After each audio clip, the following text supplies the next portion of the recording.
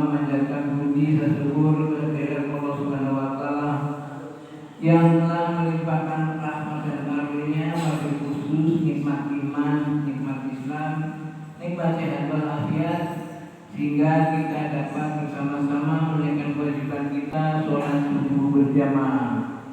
Semoga Allah senantiasa memberikan kepada kita kesehatan lahir dan batin, sehingga kita dapat menunaikan kewajiban-kewajiban kita bertakwa kepada Allah Subhanahu wa taala. Amin amin ya rabbal alamin.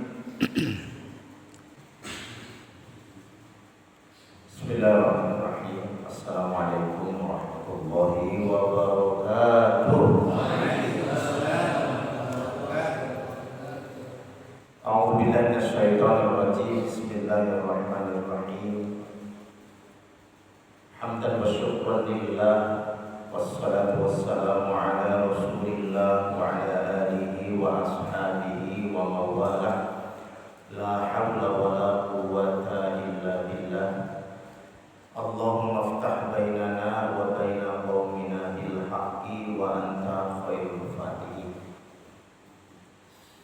Ayyuhal habibun wal jamaah rahimakumullah, ittaqullaha haqqa tuqatih wa la tamutunna illa wa antum muslimun. Tsumma qala Allah ta'ala fil Qur'anil Karim, a'udzu billahi as-sami'il 'alim minasy syaithanir rajim. Ya ayyuhalladzina amanu taqullaha wal tanzur nafsum ma qaddamat lighad wattaqullaha innallaha khabirun bima ta'malun.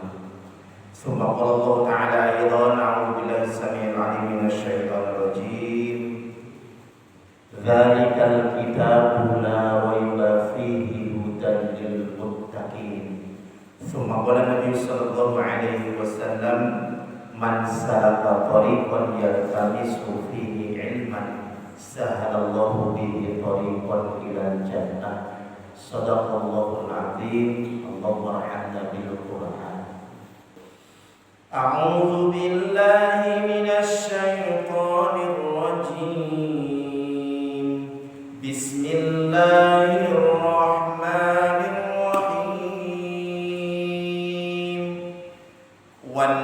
والنازعات غرقا والناشطات نشطا والسابحات سبحا فالسابقات سبقا فالمدبرات أمرا يوم ترجف الراجفة تتبعها الرادفة قلوب يومئذ واجفة أبصارها خاشعة يقولون أئنا لمردودون في الحافرة أئذا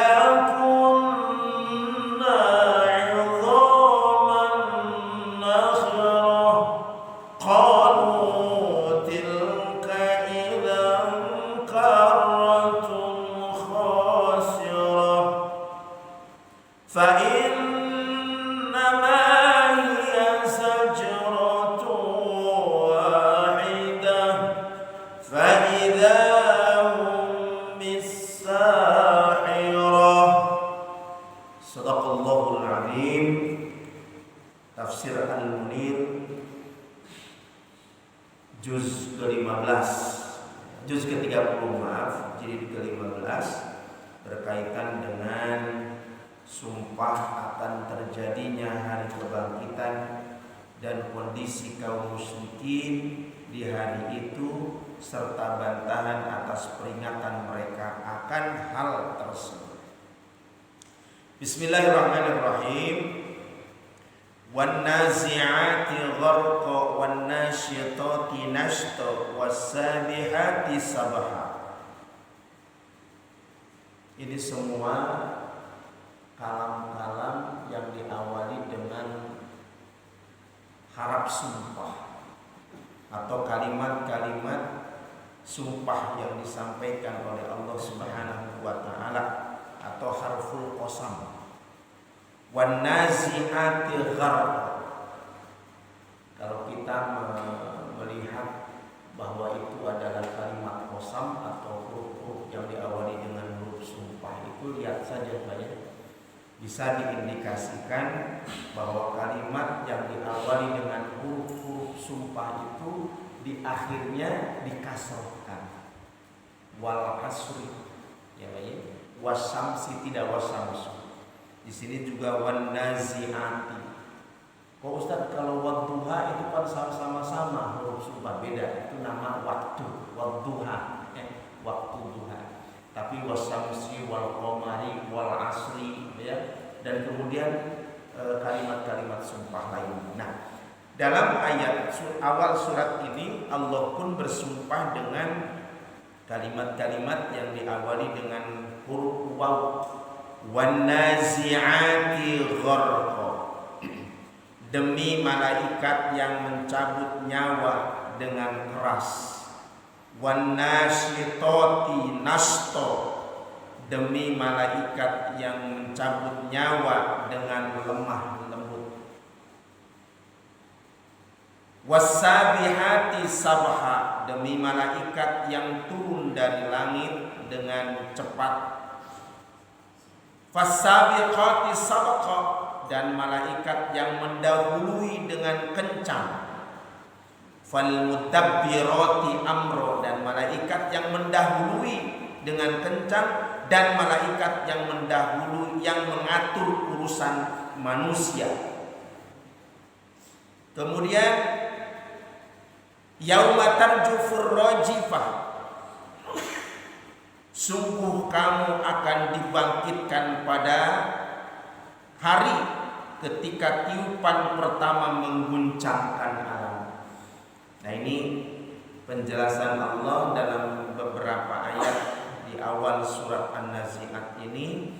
Allah bersumpah dengan malaikat. Bukan berarti malaikat kan lebih rendah posisinya, keagungannya, karena malaikat makhluk Allah, tidak. Sama saja seperti Allah bersumpah dengan malam, Allah bersumpah dengan waktu. Tapi ada sesuatu hal yang Allah akan sampaikan ketika kita mendapati ayat-ayat ini diawali dengan kalimatul qasam atau huruf sumpah. Para jamaah, bapak-bapak, ibu-ibu rahimakumullah, dilanjutkan apa yang disampaikan oleh Allah dalam ayat ini. Lanjutnya adalah sungguh kamu akan dibangkitkan pada hari ketika tiupan pertama mengguncangkan alam. Tiupan pertama itu diiringi tiupan kedua. Hati manusia pada waktu itu merasa sangat takut. Pandangannya tunduk. Orang-orang kafir berkata, apakah kita benar-benar akan dikembalikan kepada kehidupan yang semula? Apakah akan dibangkitkan juga bila kita telah menjadi tulang belulang yang hancur? Mereka berkata, kalau demikian itu adalah suatu pembelian, suatu pengembalian yang merugikan. Maka pengembalian itu hanyalah dengan sekali tiupan saja. Maka ketika itu mereka hidup kembali di bumi yang baru. Para sepuh, para jamaah, Bapak Ibu rahimakumullah, di surat-surat terakhir dalam juz ke-30 itu lebih banyak ayat-ayat yang berkenaan dengan hari kiamat, terutama surat An-Nazi'at, kemudian surat At-Takwir, surat Al-Ghasyiyah. Nah, surat An-Nazi'at ini adalah berkaitan dengan urusan-urusan akidah. Surat ini diturunkan oleh Allah kepada baginda Rasulullah SAW.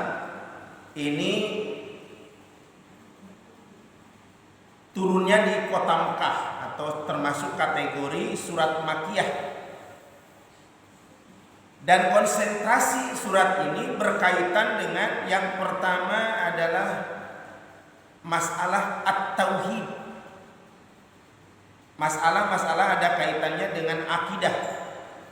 Kita tahu bahwa salah satu rukun iman yang kelima adalah percaya kepada hari akhir. Allah mengingatkan dengan ayat ini supaya kemudian manusia senantiasa yakin bahwa kehidupan dunia ini akan berakhir.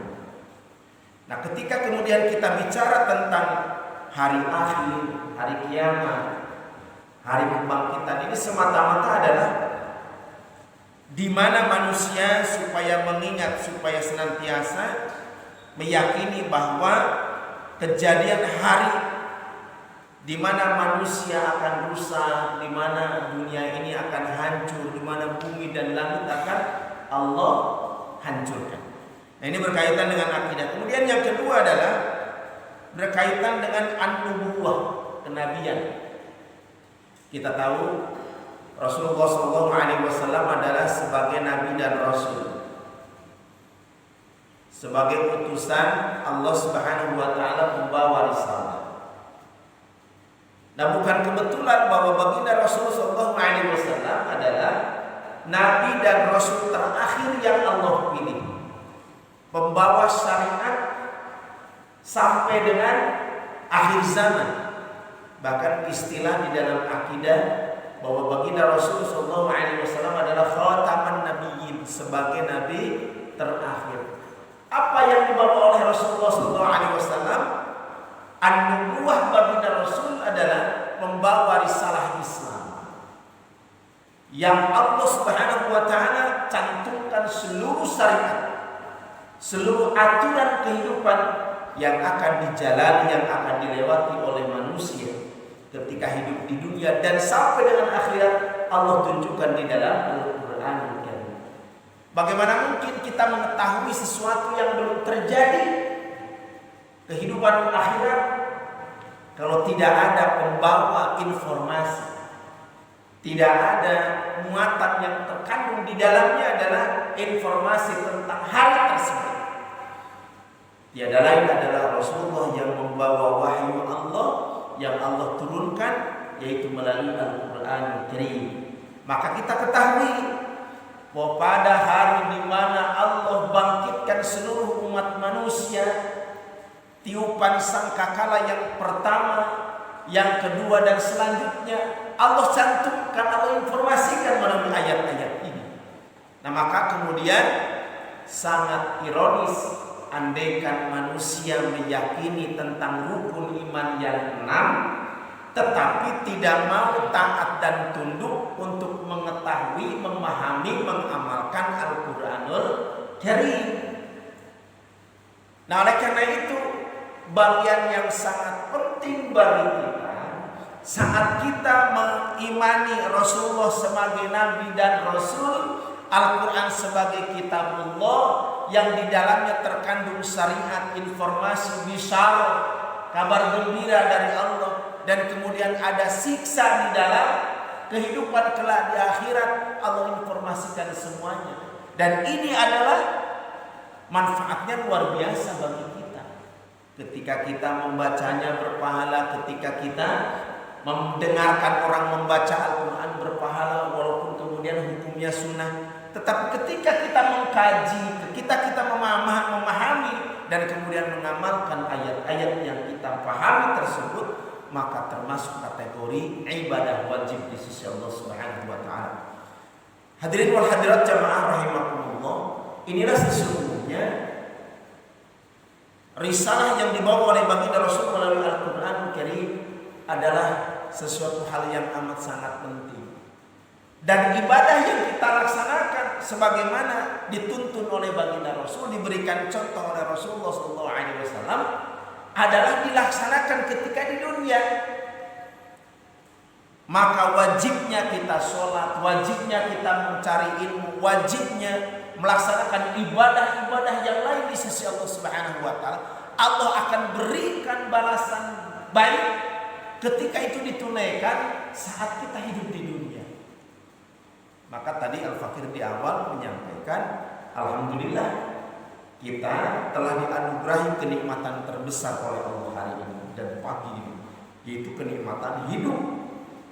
Dan saat hiduplah kita diwajibkan ibadah oleh Allah Subhanahu wa taala. Kapan balasan yang akan kita terima?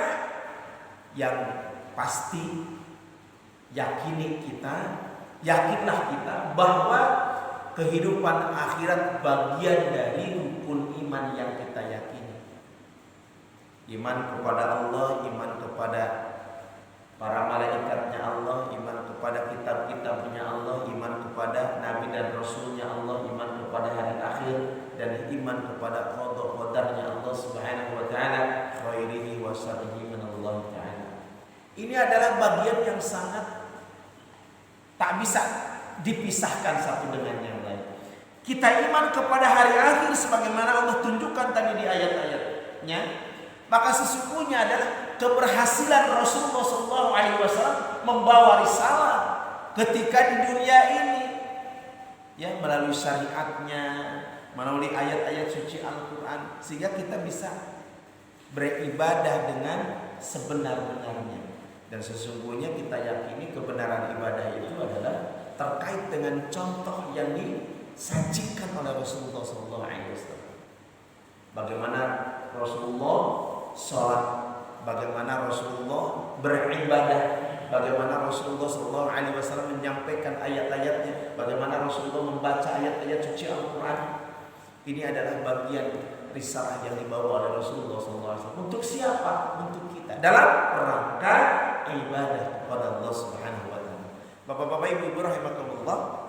Jadi yang kedua adalah ayat-ayat ini berkenaan dengan nubuwah, kenabian, risalah Rasul. Wa ma ataakumur rasul fakhudhu wa ma nahakum anhu fantahu. Dari mana kita ketahui? Dari Al-Quran. Al-Quran adalah ayat Allah, kebenarannya pasti. Maka apa saja yang datang dari Rasulullah SAW maka ambillah. Apa saja yang dilarang oleh Allah Subhanahu wa taala tinggalkan. Bapak-bapak, ibu-ibu rahimakumullah. Ini yang kedua. Yang ketiga, ya, ayat-ayat yang terkandung di dalam surat ini adalah berkaitan dengan hari kebangkitan. Makanya yang pertama tadi tentang tauhid, tentang nubuwah, tentang hari kebangkitan. Ini sesuatu yang amat sangat penting bagi kita. Segala amal yang kita lakukan tanpa diikat dengan tauhid, tanpa diikat dengan akidah, kita tidak akan diterima oleh Allah Subhanahu wa taala. Sebagaimana bagusnya amal soleh yang kita lihat, orang berinfak, ya, sebesar apapun, orang membantu, ya, pembangunan jalan, pembangunan tempat ibadah, ya, atau kemudian membantu hal-hal yang berkaitan dengan masalah sosial sebesar apapun, Allah akan nilai sebagai bagian dari amal yang soleh yang dilakukan oleh orang tersebut, manakala dia terikat dengan akidah, terikat dengan tauhid di dalam dirinya, ya. Amantu billah, ya. Maka kemudian setiap orang yang hijrah, ya, dari keyakinan di luar Islam, hijrah ke dalam Islam, maka diawali dengan apa? Dengan iqrar bil lisan, supaya kemudian orang lain tahu dan diyakini dengan hati, dengan sebenar-benarnya bahwa Allah adalah Rabb. Asyhadu an la ilaha illallah wa asyhadu anna Muhammadar Rasulullah. Ikrar bil lisan diawali dengan gejolak jiwa.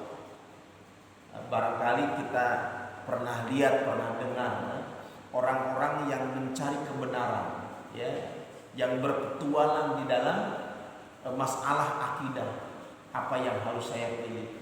Ya, sebagaimana kemudian Nabi Ibrahim alaihissalam, jangan-jangan Tuhan saya, Tuhan yang di dunia ini adalah matahari, maka kemudian direnungi, dipelajari, dikaji. Ternyata matahari di sore hari tenggelam juga, bukan? Karena Tuhan pasti tidak akan tenggelam, kan gitu, baik. Ini masalah pencarian, Bagaimana proses pencarian ini adalah diyakini dengan hati, diyakini dengan kebenaran sesungguhnya di dalam urusan-urusan hati. Nah, oleh karena itu jamaah rahimakumullah, jadi yang pertama adalah masalah tauhid yang akan mengikat setiap amal yang kita lakukan. Maka alhamdulillah kita sudah beroleh tentang kebenaran dari Allah melalui Islam. Islamlah yang akan membimbing, yang akan menjelaskan kepada kita, yang akan mematok makna, dan yang akan mendefinisikan amal kita itu adalah termasuk amal-amal soleh atau tidak. Maka kemudian koridornya adalah kaitan dengan al-Islam. Yang kedua adalah alhamdulillah kita bersyukur kepada Allah Subhanahu wa taala, dengan kehidupan yang kita jalani kita sudah berada di dalam jalannya Allah, yaitu jalan Islam. Maka setiap amal yang kita lakukan diikat dengan akidah yang kita yakini, kemudian kita dengan sesungguhnya dijanjikan oleh Allah Subhanahu wa taala, faman ya'mal mithqala dzarratin khairan yarah, faman ya'mal mithqala dzarratin syarran yarah. Maka setiap sekecil apapun amal atau perbuatan yang kita lakukan, Allah akan membalasnya pasti.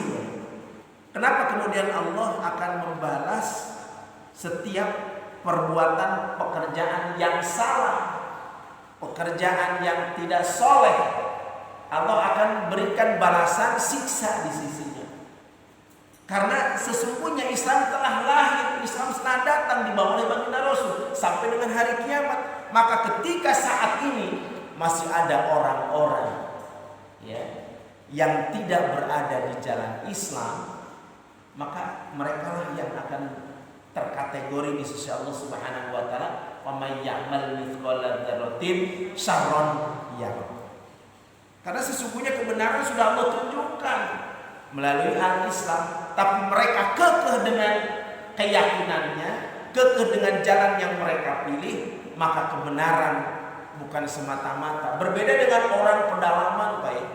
Orang pedalaman misalnya, dia sulit untuk terjangkau dengan dakwah, sulit untuk terjangkau dengan penyampaian kebenaran melalui Al-Quran, bahwa Allah Subhanahu wa taala telah mengutus baginda Rasul ya, dengan membawa risalahnya, tetapi kemudian mereka tidak mendapat informasi itu, maka di hadapan Allah mereka akan beralasan, ya, saya tidak tahu ya Allah, saya tidak sampai kepada kami tentang kebenaran itu. Yang saya yakini adalah kebenaran orang-orang tua saya dulu. Maka inilah satu hal yang nanti akan ditanyakan ya, kepada orang-orang yang tahu kenapa Anda tidak menyampaikan kebenaran. Ya, bisa jadi kepada al-faqih, bisa jadi kepada bapak-bapak misalnya, punya saudara di pedalaman sana yang kita tidak tahu, ya, ternyata tidak terjangkau dengan media informasi. Maka kemudian di sisi Allah Subhanahu wa taala ada perhitungan. Berbeda dengan orang-orang yang dengan sempurna mendapatkan informasi melalui media sosial, melalui media informasi, sarana teknologi, melalui sarana komunikasi seperti saat ini ya. Ada masjid, kemudian masjidnya dengan suasana yang enak, yang nyaman, ya.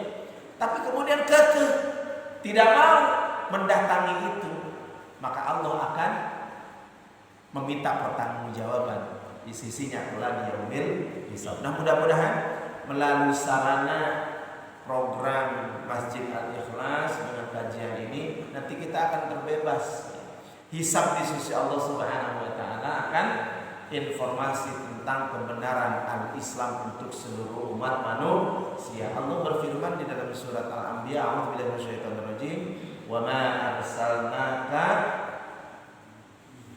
illa rahmatan lil alamin." Sesungguhnya tidaklah aku utus Muhammad kecuali untuk seluruh alam. Jadi bukan hanya untuk umat Islam saja. Baik, ini yang kemudian disampaikan di dalam surat ini berkaitan dengan pertama tadi adalah tauhid atau akidah, yang kedua nubuwah, dan yang terakhir adalah tentang kebangkitan. Mana Allah Subhanahu wa taala menunjukkan ya tentang bagaimana suasana dan kondisi hari akhirat. Nah, kebetulan di dalam surat An-Nazi'at ini terkait dengan Allah ingin menunjukkan bagaimana kondisi, bagaimana sikap kaum musyrikin, bagaimana orang-orang yang tidak meyakini akan adanya Allah, bagaimana kondisi orang-orang komunis kelak, bagaimana orang-orang PKI kelak yang tidak meyakini akan adanya Allah Subhanahu wa taala. Allah tunjukkan dalam surat ini. Salah satunya bagaimana respon mereka ketika Allah Subhanahu wa taala telah menyampaikan demi malaikat ya yang mencabut nyawa dengan keras, demi malaikat yang mencabut nyawa dengan lemah lembut, dan demi malaikat yang turun dari langit dengan cepat, dan malaikat yang mendahului dengan kencang, dan malaikat yang mengatur urusan dunia. Ini kalimat itu ada kalimat yang pertama, ya pernyataan dari Allah Subhanahu wa taala. Maka yang kedua adalah ada kalimat jawab. Ya. Apa kalimat jawab dalam kalimat ini adalah Allah sampaikan, sungguh kamu akan dibangkitkan pada hari ketika tiupan pertama mengguncang alam. Yaquluna a inna lamarduduna fil hafirah. Bagaimana kemudian respon orang-orang musyrik pada saat diguncangkan oleh Allah? Jadi yang pertama adalah Allah Subhanahu wa taala mengawali dengan kalimat sumpah. Ternyata Allah ingin menyampaikan sesuatu yang penting bagi kita. Apa?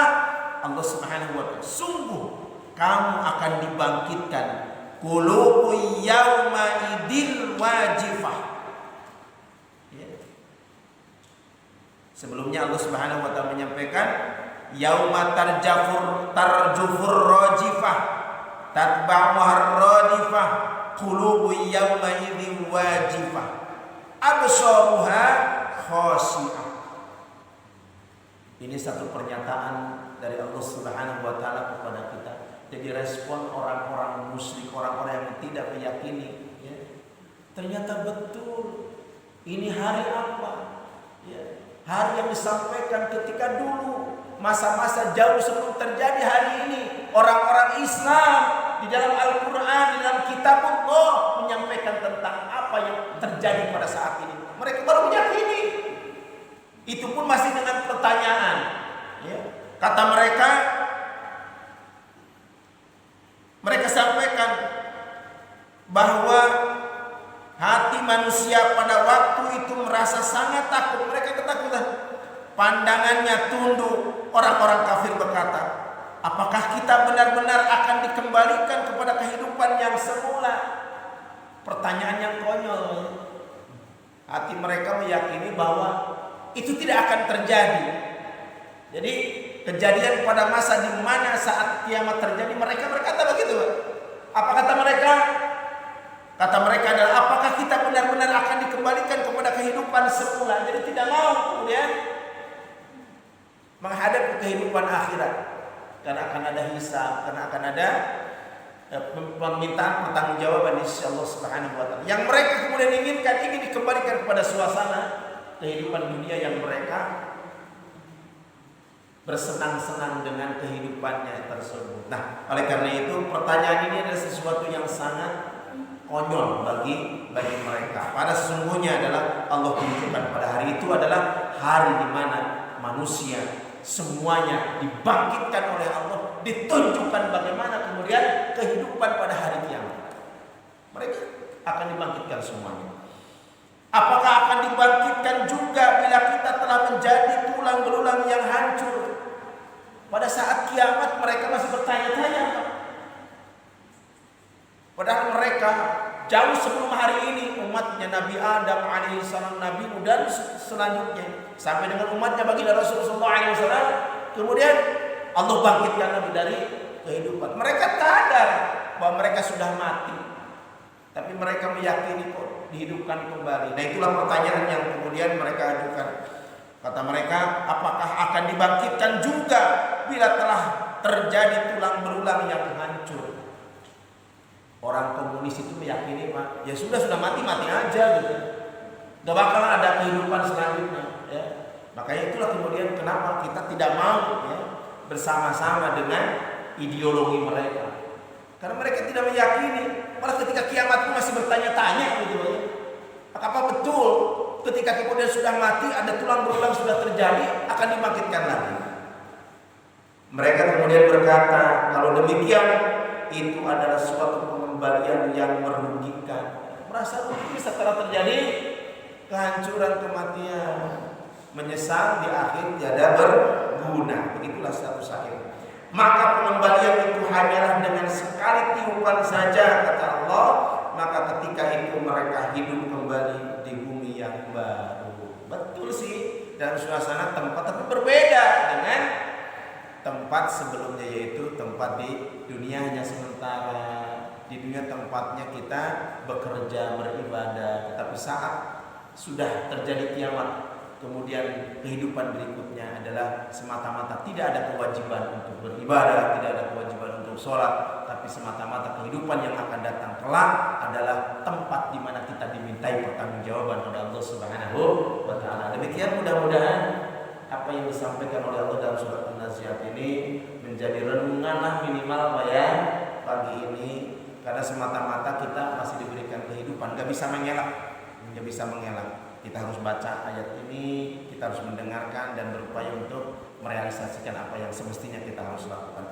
Demikian, mudah-mudahan ada manfaatnya. Hadanallahu wa iyyakum ajmain. Kita lanjutkan dengan diskusi, barangkali masih ada waktu. Tafadhol, masykuran. Wassalamualaikum warahmatullahi wabarakatuh.